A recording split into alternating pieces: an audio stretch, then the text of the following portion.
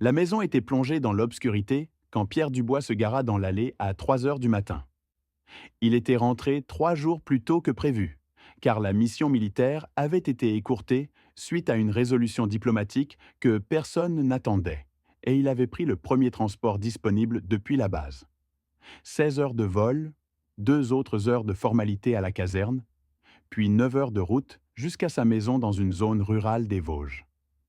Il était épuisé jusqu'aux os, mais l'idée de voir le visage de sa fille Amélie l'avait maintenu éveillé pendant tout le trajet.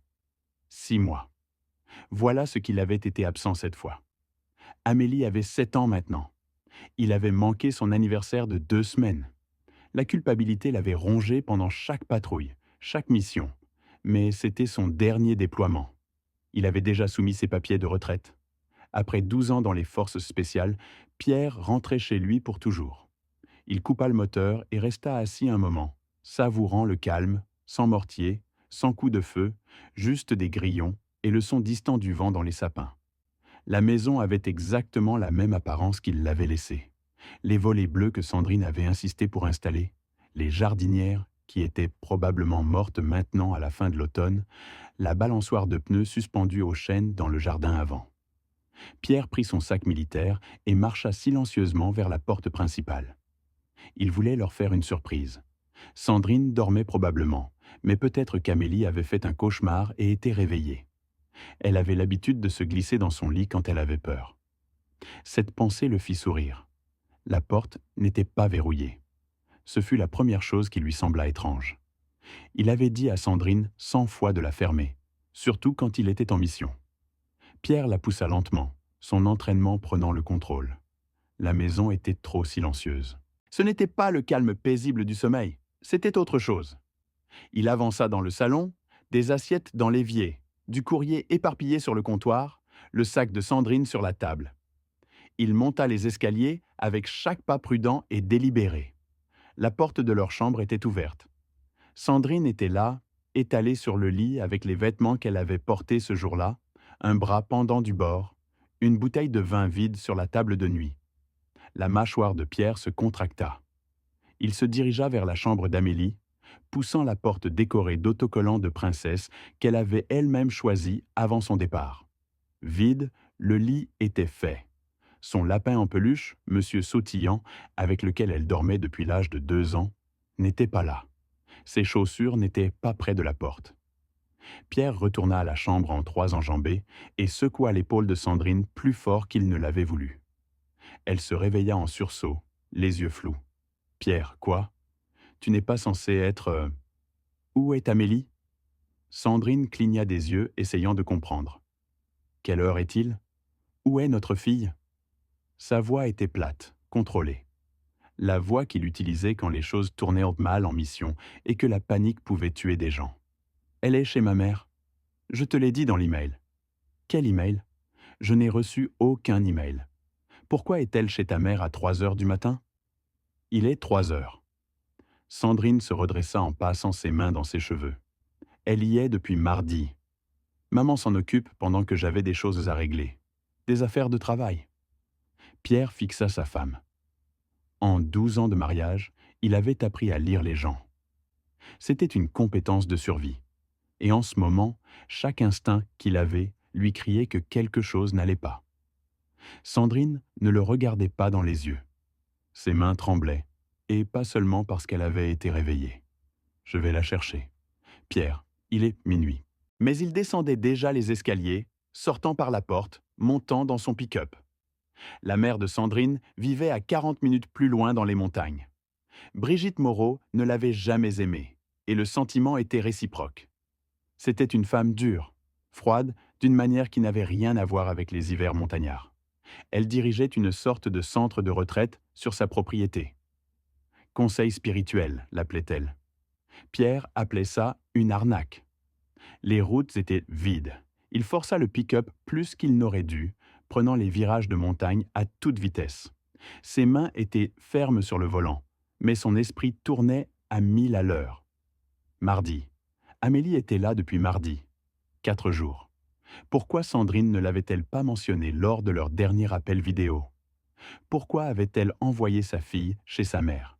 La propriété de Brigitte était à l'écart de la route, un long chemin de gravier qui menait à une grande maison de campagne. Les lumières étaient allumées. Ce fut la deuxième chose qui lui sembla étrange. Personne n'était éveillé à cette heure.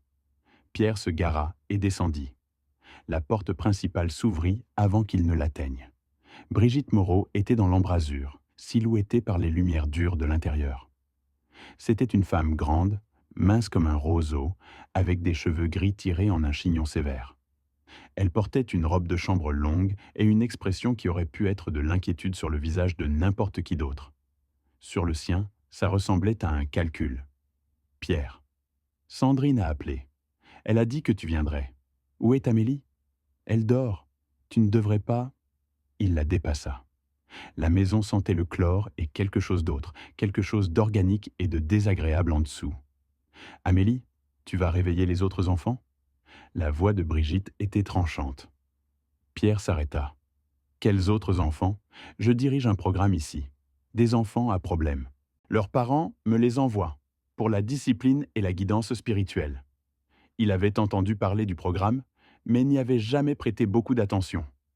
Maintenant, regardant le visage de Brigitte, quelque chose de froid s'installa dans son estomac. Où est Amélie? Elle est dans la cour arrière en temps de réflexion. Pierre bougeait déjà, avant qu'elle ne termine sa phrase, à travers la cuisine, par la porte arrière. La cour s'étendait dans l'obscurité, bordée par la forêt. Il pouvait voir des formes à la lumière de la lune, des structures qui ressemblaient à de petites remises ou annexes. Amélie. Sa voix résonna entre les arbres. Un petit son, des pleurs, courut vers lui. Il sortit son téléphone pour utiliser la lampe. Le faisceau de lumière capta quelque chose qui le fit s'arrêter net. Un trou dans le sol d'environ 1,20 de profondeur et 1 mètre de large, et debout dedans, tremblant dans son pyjama, se trouvait Amélie. Papa. Sa voix était si petite.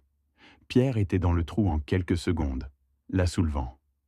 Elle était glacée, son pyjama trempé de boue et de rosée. Elle enroula ses bras autour de son cou et ne le lâchait pas. « Je te tiens, bébé, je te tiens. » Il enleva sa veste et l'enveloppa dedans. Elle tremblait violemment. « Depuis combien de temps es-tu dehors ?»« Je ne sais pas. Grand-mère a dit... » Elle commença à sangloter maintenant, les mots à peine cohérents. Elle a dit que les mauvaises filles dorment dans des tombes, que j'avais besoin d'apprendre, que j'avais besoin... Une rage blanche inonda Pierre, mais il la força à se contenir. Amélie avait besoin qu'il reste calme. Il devait la réchauffer et la mettre en sécurité. Après, il s'occuperait de Brigitte. « Papa, ne regarde pas dans l'autre trou. » Le murmure d'Amélie interrompit ses pensées. « S'il te plaît, ne regarde pas. » Il se retourna et le faisceau de sa lampe balaya la cour. Là, à environ 6 mètres, un autre trou, celui-ci couvert de planches. « Amélie, j'ai besoin que tu fermes les yeux, d'accord? Tu peux faire ça pour moi ?» Elle hocha la tête contre sa poitrine, serrant fort les yeux. Pierre la porta vers la maison, mais s'arrêta près du deuxième trou. Il devait savoir, il devait comprendre à quoi il avait affaire.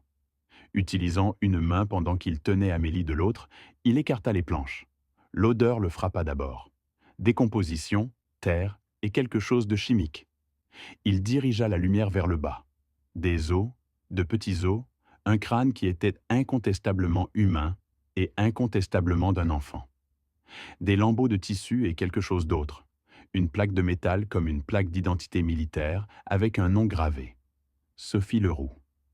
L'entraînement de Pierre s'activa, supplantant l'horreur. C'était une scène de crime, de multiples crimes. Il prit 3 photos avec son téléphone, s'assurant de capturer clairement la plaque.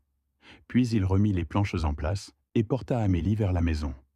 Brigitte attendait dans la cuisine avec une tasse de thé, comme si c'était une visite normale. Elle fait du théâtre. Ça fait seulement 1 heure. Le froid le renseigne.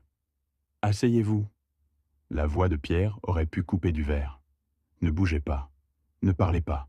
Ne pensez même pas à fuir, parce que je vous trouverai. Il porta Amélie jusqu'au pick-up, l'alluma et mit le chauffage au maximum. Elle tremblait encore. « Bébé, écoute-moi. Tu es en sécurité maintenant. Je vais t'emmener quelque part de chaud. D'accord? Peux-tu me dire qui est Sophie Leroux? » Les yeux d'Amélie s'élargirent. Tu as regardé? Je t'ai dit de ne pas regarder. Je sais, chérie. Je suis désolé, mais j'ai besoin de savoir qui elle est. Elle était ici l'année dernière? Elle était méchante aussi. Grand-mère a dit qu'elle s'était enfuie, mais...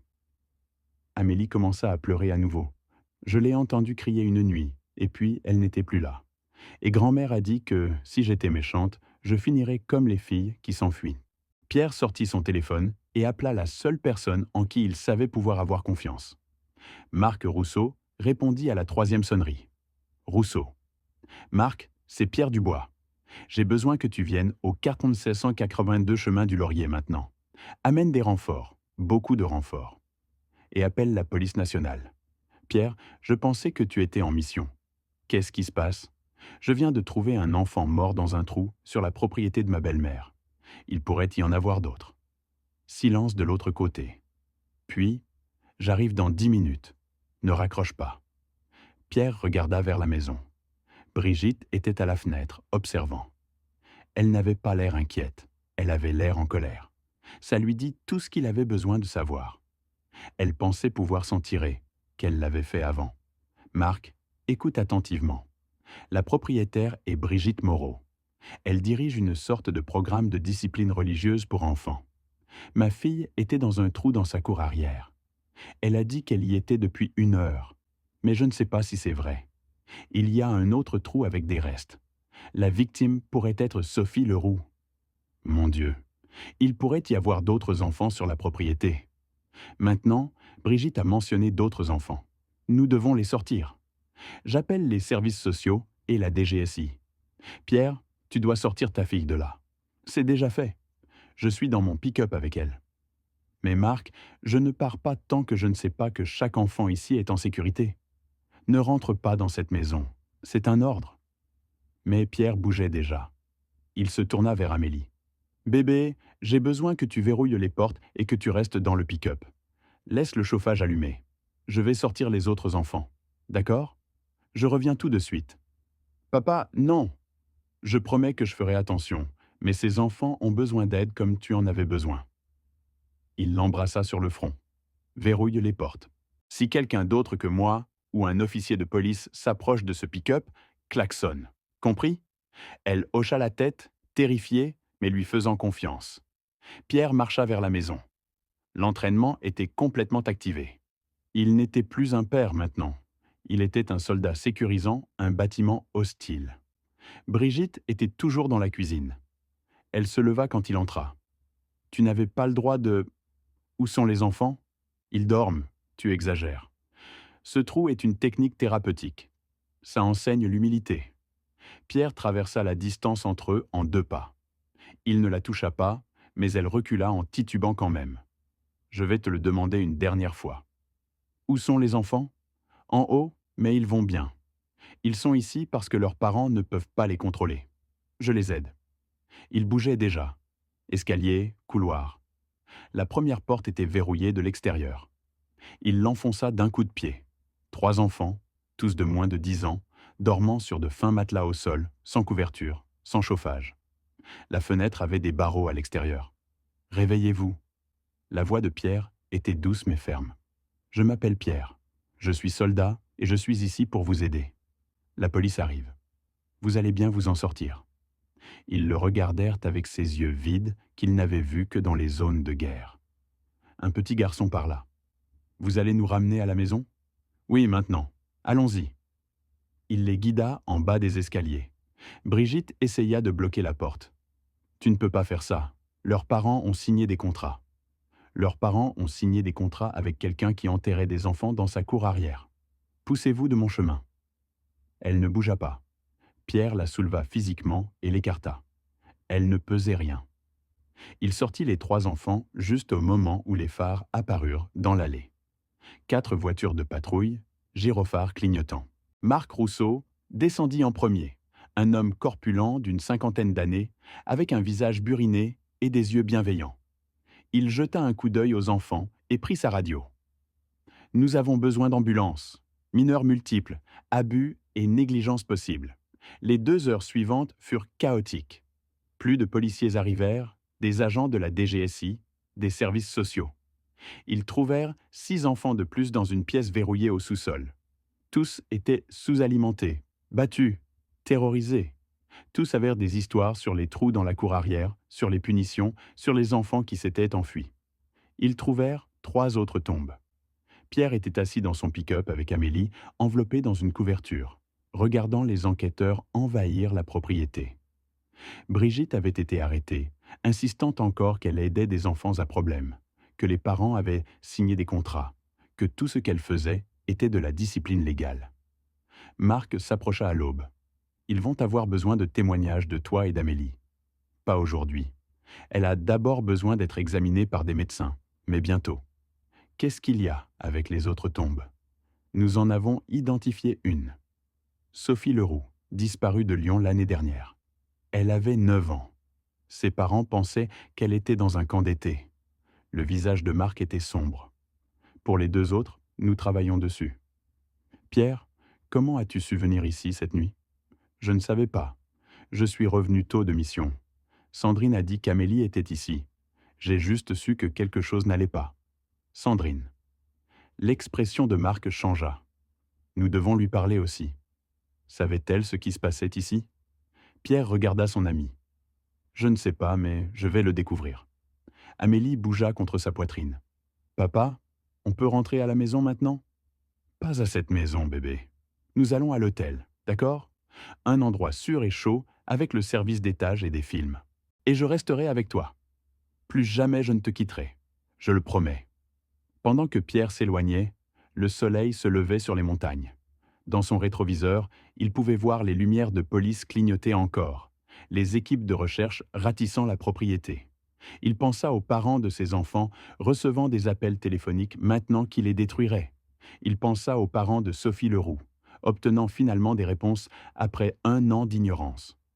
Et il pensa à Sandrine, endormie dans son lit, qui avait envoyé sa fille dans cette maison, qui savait que Brigitte dirigeait un programme de discipline pour enfants à problème, mais l'avait envoyée quand même. Amélie n'était pas à problème.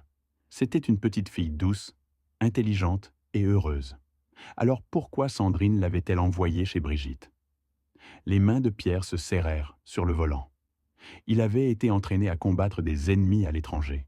Mais maintenant, il réalisait que le véritable ennemi avait été ici tout le temps, caché à la vue de tous. Et il s'assurerait que chaque personne responsable paie pour ce qu'elle avait fait, en commençant par sa femme. La chambre d'hôtel était chaude et lumineuse. Rien de semblable à l'obscurité froide de la propriété de Brigitte. Pierre avait pris une suite avec 2 lits et Amélie s'était finalement endormie vers midi après qu'un médecin de l'hôpital soit venu l'examiner. Hypothermie légère, contusion, trauma. Le médecin avait été doux mais minutieux, documentant tout, prenant des photos des blessures. Preuve. Elle va avoir besoin de thérapie, avait dit le docteur à voix basse près de la porte. Ce qu'elle a vécu, les enfants ne surmontent pas ça simplement. Maintenant, Amélie dormait et Pierre était assis près de la fenêtre avec son ordinateur portable faisant des recherches qu'il aurait dû faire des années plus tôt. Brigitte Moreau, centre de retraite spirituelle, nouveau départ. Comment n'avait-il jamais enquêté là-dessus? Parce que tu faisais confiance à Sandrine, répondit une voix dans sa tête. Parce que c'était ta femme et tu l'as cru quand elle a dit que sa mère aidait des enfants à problème à trouver Dieu. Les résultats de recherche lui retournèrent l'estomac. Le site web avait l'air professionnel. Témoignages de parents reconnaissants, photos d'enfants souriants, versets bibliques sur la discipline et la rédemption. Mais quand Pierre creusa dans les forums et sites d'avis, il trouva des histoires différentes. Un parent écrivait « Nous avons envoyé notre fille là-bas pendant 3 mois. Quand elle est revenue, elle ne parlait plus. Elle pleurait et faisait des cauchemars. Nous avons demandé ce qui s'était passé et elle a dit que si elle le racontait, ils la mettraient sous terre. Nous pensions qu'elle était dramatique. Maintenant, je souhaiterais que nous ayons écouté. » Un autre commentait « Mon fils y était 1 semaine avant que je le retire. Il avait perdu 5 kilos et avait des marques partout sur le corps. Brigitte Moreau a dit que c'était de la discipline spirituelle et que nous interférions avec son salut. J'ai appelé la police, mais ils ont dit que c'était une affaire de famille. » Pierre continua à chercher. Il trouva un article de journal d'il y a 3 ans sur une enquête du département. Les services sociaux avaient visité la propriété suite à une plainte. Ils n'avaient rien trouvé d'irrégulier. La plainte avait été classée comme venant d'un parent mécontent. Il chercha le nom de l'enquêtrice. Christine Mercier. Puis il la chercha. Elle avait pris sa retraite l'année dernière. Elle avait acheté une maison en Provence. Une très belle maison. Trop belle pour la pension d'une travailleuse sociale du département. Pierre se redressa. Les pièces commençaient à s'assembler et il n'aimait pas l'image qu'elle formait. Brigitte faisait ça depuis des années. Plusieurs enfants avaient été blessés et au moins 4 étaient morts. Mais elle avait continué à opérer parce que quelqu'un la protégeait. Son téléphone sonna. Le nom de Julien Bernard apparut sur l'écran. Frère, la voix de Julien était ferme, calme. Ils avaient en servi ensemble pendant 8 ans. Marc m'a appelé. Il a dit que tu avais trouvé quelque chose de très gros. Oui. Pierre regarda Amélie qui dormait encore. Tu es encore dans le sud? Je peux être là dans 6 heures. Tu as besoin de moi? J'ai besoin de savoir en qui je peux avoir confiance. Marc est fiable. Mais il y a quelque chose de plus gros ici, Julien. Des gens protégeaient ce qui se passait. Une travailleuse sociale a reçu des pots de vin, probablement des flics aussi. De quoi as-tu besoin? Tu peux enquêter un peu?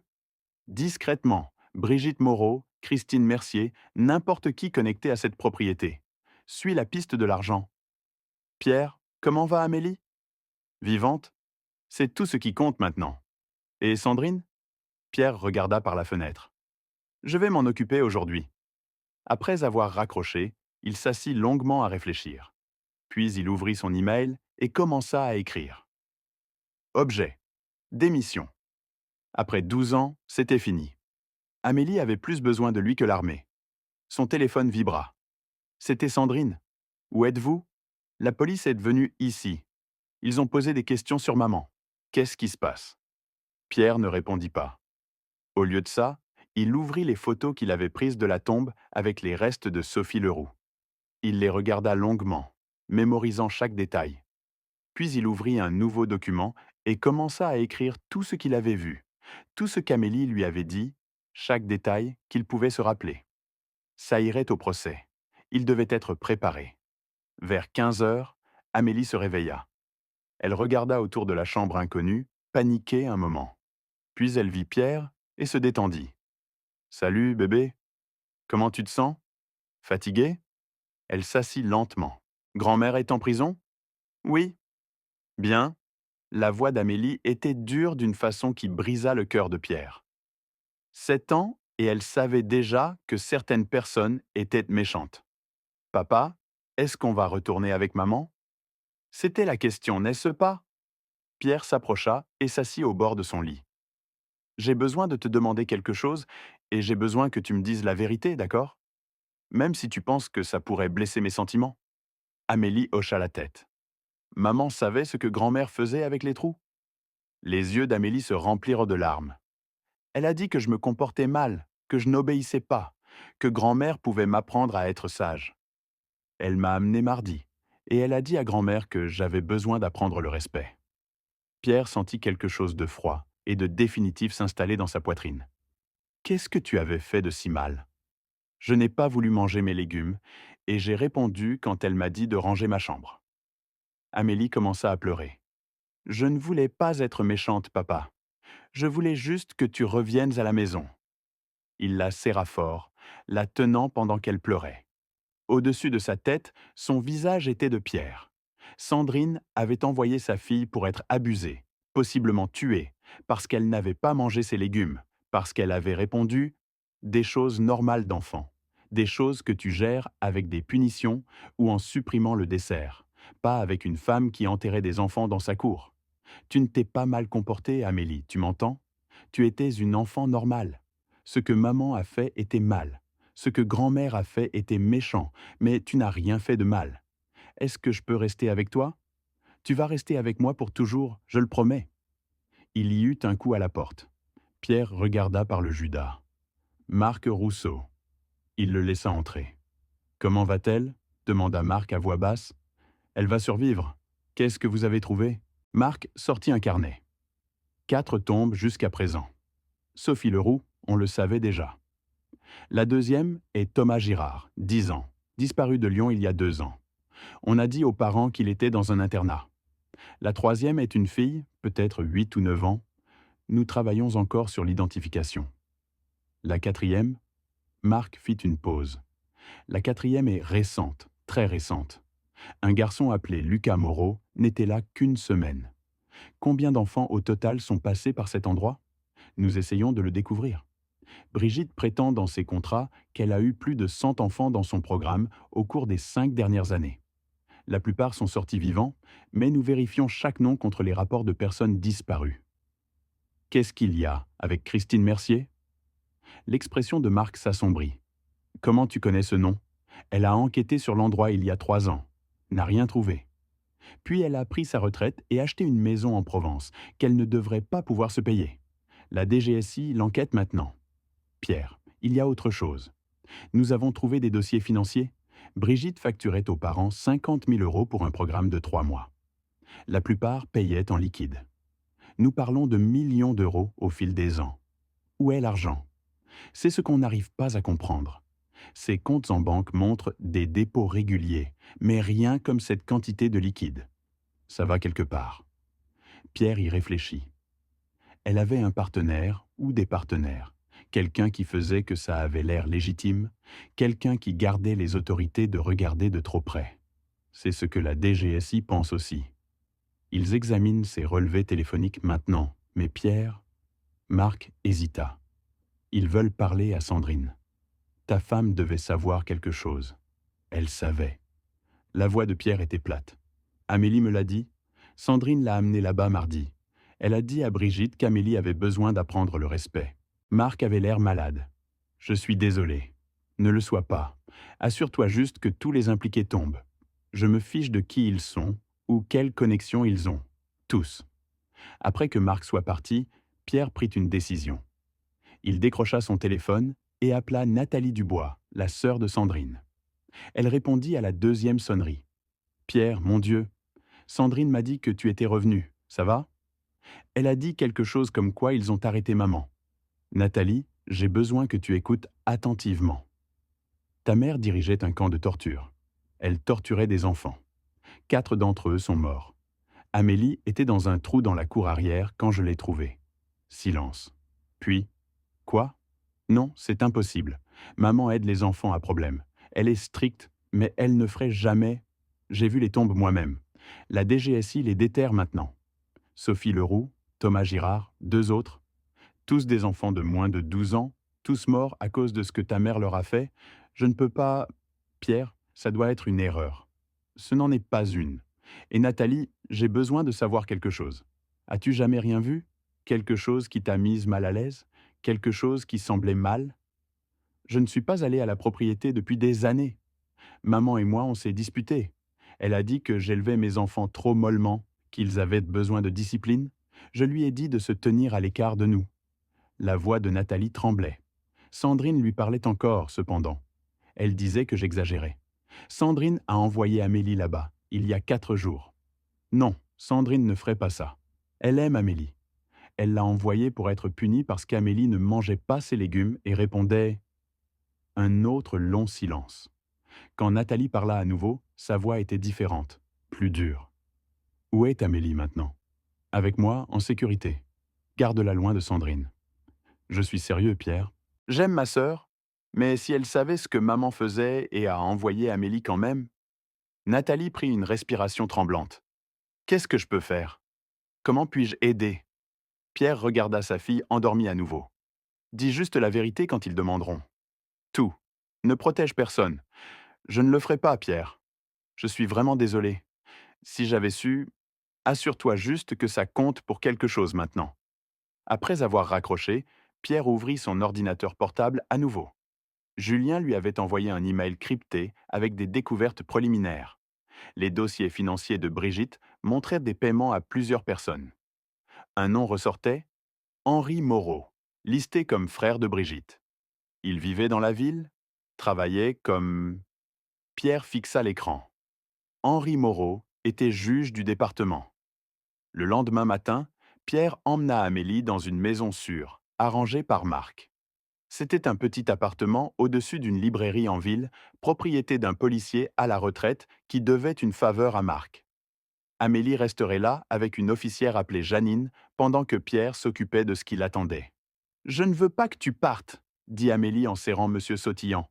Je reviendrai ce soir, je le promets. Janine est gentille et tu seras en sécurité ici. La porte a 3 serrures et il y a un officier de police en bas. D'accord? Amélie hocha la tête, mais elle avait l'air petite et effrayée. Pierre s'agenouilla à son niveau. Bébé, j'ai besoin de m'assurer que les gens qui t'ont fait du mal ne peuvent faire de mal à personne d'autre. C'est ce que je vais faire aujourd'hui. Peux-tu être courageuse pour moi? Tu vas amener maman? La mâchoire de Pierre se contracta. Tu veux voir maman? Amélie y réfléchit.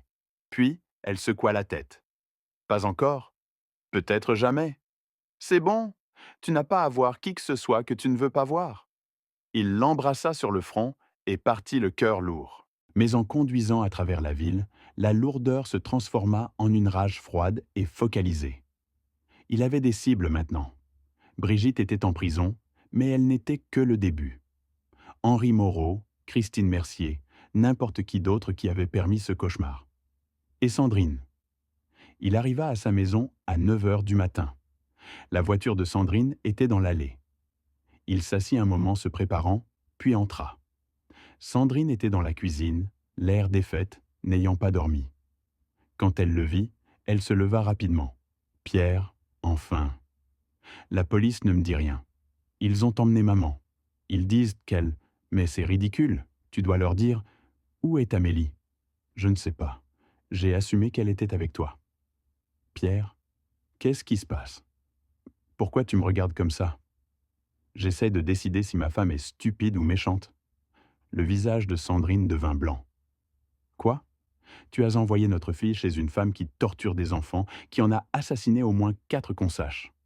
Tu l'as amenée là-bas mardi et tu as dit à Brigitte qu'elle avait besoin d'apprendre le respect. Je n'ai pas... Ce n'est pas comme ça. Le programme de maman est strict, mais ça marche. Ça aide les enfants à problème. Amélie n'est pas à problème. La voix de Pierre claqua comme un fouet. Elle a 7 ans. Elle ne mangeait pas ses légumes. Ce n'est pas à problème, Sandrine. C'est normal. Elle perdait le contrôle, répondait, n'obéissait pas. Alors tu l'as envoyée pour être enterrée vivante dans un trou dans le sol. La bouche de Sandrine s'ouvrit et se ferma. Ce n'est pas... Maman ne ferait pas ça. J'ai sorti Amélie de ce trou moi-même. Il était 2 heures du matin et il faisait un froid de mort. Elle était debout dans la boue et l'eau glacée pendant plus d'1 heure, pleurant, terrifiée. Elle m'a dit que, si je regardais dans l'autre trou... Pierre s'arrêta, se forçant à rester calme. Il y avait un enfant mort dans l'autre trou, Sandrine. Une fille de 9 ans appelée Sophie Leroux. Ses os étaient encore là. Non. Sandrine s'assit lourdement. Non, ce n'est pas possible. Maman a dit que les enfants qui s'échappent du programme répandent parfois des rumeurs. Mais as-tu jamais visité? As-tu jamais vraiment vu ce qu'elle faisait? Silence. Réponds-moi. J'avais confiance en elle. La voix de Sandrine montait. C'est ma mère. Elle a dit que le programme était dur mais efficace, que parfois les enfants mentent pour s'échapper. Je l'ai cru. Pierre fixa sa femme. Quand as-tu envoyé Amélie là-bas? Mardi. Je te l'ai déjà dit. Pourquoi mardi spécifiquement? Sandrine hésita. Elle passait une mauvaise semaine. Elle refusait de faire ses devoirs, faisait des bêtises, répondait. J'étais stressée avec le travail et je ne pouvais juste pas gérer. Alors j'ai appelé maman. Tu ne pouvais pas gérer. Alors tu as envoyé notre fille dans un camp de torture. Ce n'est pas un camp de torture. Elle aide les enfants. 4 enfants morts disent le contraire. Pierre sortit son téléphone et lui montra une des photos des tombes. Sandrine la regarda et devint verte. Elle courut à l'évier et vomit. Quand elle revint, s'essuyant la bouche, son visage était pâle. Je ne savais pas, Pierre. Je te le jure, je ne savais pas. Mais tu soupçonnais que quelque chose n'allait pas, n'est-ce pas? Non, Nathalie a coupé les ponts avec ta mère il y a des années. Elle a dit qu'elle était trop dure avec les enfants. Tu gardais Amélie loin de Brigitte la plupart du temps? Quoi? Les mains de Sandrine tremblaient. Maman pouvait être intense. J'ai pensé qu'une exposition limitée était bien, que quelques jours à la fois enseignerait la discipline à Amélie sans... Sans quoi? Sans la briser? Les mots sortirent en murmures. Pierre sentit quelque chose en lui se briser. Tu savais qu'elle pouvait briser notre fille? Tu savais que ta mère était dangereuse? Et tu as envoyé Amélie là-bas quand même? Je pensais que je pouvais le contrôler. J'ai dit à maman d'être douce, de juste l'effrayer un peu. Tu ne peux pas être un peu méchante, Sandrine. Tu ne peux pas torturer quelqu'un un peu? Pierre criait maintenant. Amélie est traumatisée. Elle a de l'hypothermie et des contusions, et elle ne fait confiance à personne. Elle a demandé si elle devait te revoir, et je ne savais pas quoi lui dire parce que sa propre mère l'a envoyée en enfer. Qu'est-ce qu'elle a dit? Qu'elle est désolée? Qu'elle est sobre depuis 2 ans? Qu'elle veut voir Amélie quand elle sortira? Quand est-ce que c'est? L'année prochaine, si elle obtient une liberté conditionnelle. Qu'est-ce que tu vas lui dire? Je vais dire à Amélie de la laisser décider. Elle est assez grande maintenant pour prendre cette décision. Marc hocha la tête. C'est juste. Ils mangèrent en silence confortable pendant un moment. Puis Marc dit « Tu sais, je pense à ces enfants parfois, ceux qui ne s'en sont pas sortis. Sophie, Thomas, les autres. Je me demande ce qu'ils seraient en train de faire maintenant s'ils avaient en vécu. Moi aussi. Tu as bien fait, Pierre. Tu t'es assuré que leur mort signifiait quelque chose. Tu t'es assuré que personne ne pouvait ignorer ce qui s'est passé. Ça ne les ramène pas, n'est-ce pas? Mais ça a empêché que ça arrive à plus d'enfants. Ça vaut quelque chose. » Pierre regarda sa fille, riant, saine, vivante. Oui, ça vaut quelque chose. Ce soir-là, après que Marc soit parti et qu'Amélie soit endormie, Pierre s'assit sur le porche avec une bière pensant aux 5 dernières années. Les procès, les condamnations, la lente reconstruction de sa vie. Il pensa à Brigitte pourrissant dans une prison de haute sécurité, à Henri qui avait été attaqué par d'autres détenus et avait perdu l'usage de son œil gauche, à Sandrine qui avait écrit des lettres mensuelles auxquelles Pierre répondait rarement. Il pensa aux parents qui avaient envoyé leurs enfants mourir. Certains étaient en prison. Certains avaient tout perdu, même sans condamnation. Tous porteraient la honte pour le reste de leur vie. Et il pensa aux enfants, les 7 qui étaient morts, les dizaines qui avaient survécu mais étaient marqués. Amélie qui avait été à des heures de devenir une autre statistique. Justice avait été rendue, les coupables avaient été punis, la conspiration avait été exposée et détruite. Mais Pierre connaissait la vérité. Ça se reproduirait quelque part ailleurs, nom différent, endroit différent, même mal. Des gens qui valorisaient l'argent et le pouvoir au-dessus de la vie des enfants. Des gens qui pensaient qu'ils étaient intouchables. Son travail était de s'assurer qu'Amélie soit prête pour un monde comme ça. Lui enseigner à être forte, à être intelligente, à combattre le mal sous toutes ses formes. Elle était déjà bien en chemin, intelligente, forte, compatissante. Maintenant, elle faisait du bénévolat dans un refuge pour enfants, aidant les enfants qui avaient vécu des traumatismes. Elle disait que ça l'aidait à traiter ses propres expériences. Pierre était fier d'elle, plus fier qu'il n'avait été de quoi que ce soit qu'il avait accompli dans l'armée. Son téléphone vibra. Un message de Julien. « Tu as vu les nouvelles ? Un autre cas d'abus d'enfants dans le Sud. Quelque chose de très similaire. J'ai pensé que tu devais le savoir. » Pierre regarda le message longtemps. Puis il répondit « Envoie-moi les détails. » Parce que la justice ne finissait jamais, le mal n'était jamais complètement vaincu, mais quelqu'un devait l'affronter. Quelqu'un devait se battre pour les enfants qui ne pouvaient pas se battre pour eux-mêmes. Et Pierre Dubois serait toujours cette personne. Il l'avait prouvé une fois. Il le ferait encore si nécessaire. Pour Amélie, pour Sophie, pour tous les enfants qui méritaient mieux de ce que le monde leur avait donné. Il avait gagné cette bataille. Il gagnerait la suivante aussi. Il le faisait toujours. Et c'est là que notre histoire arrive à sa fin. Merci d'avoir écouté mon histoire. Si elle t'a touché, laisse un like, écris en commentaire ce qui t'a le plus parlé et abonne-toi à la chaîne. Beaucoup d'autres histoires arrivent. Ce n'est pas la fin de la mienne, c'est seulement le début de quelque chose de meilleur.